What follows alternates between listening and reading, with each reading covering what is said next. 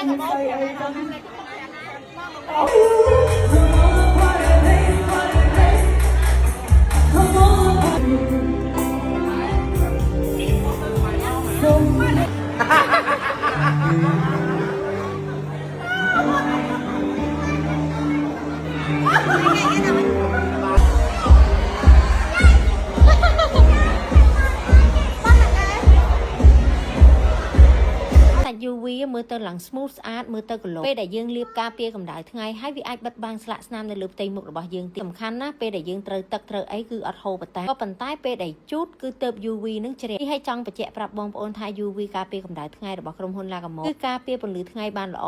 សាច់ UV smooth អាចលាបនៅលើផ្ទៃមុខរបស់យើងបាត់បាំងស្នាមសំខាន់បំផុតគឺឃើញមុខយើងកលោ UV នេះគឺមិនហូរទឹកប្រតាដែលយើងលាបជាប្រចាំថ្ងៃអាចជំនួសជាមួយនឹងម្សៅត្រណក់ដើម្បីធ្វើឲ្យមុខយើងភ្លឺស្រស់ស្អាតហើយបិទបាំងស្លាកស្នាមនៅលើផ្ទៃមុខរបស់យើងផងដែរសំខាន់បំផុតគឺ UV នេះមាន SPS បូកដើម្បីការពារពន្លឺថ្ងៃបានយ៉ាងល្អ UV ពិតជាដើរតួសំខាន់ដែលអត់មិនបានដោយសារត្រូវការពារពន្លឺថ្ងៃអាចធ្វើឲ្យស្បែកបងប្អូនឡើងអាចរួយដូច្នេះចាំបាច់ត្រូវតែប្រើប្រាស់ UV ការពារកម្ដៅថ្ងៃ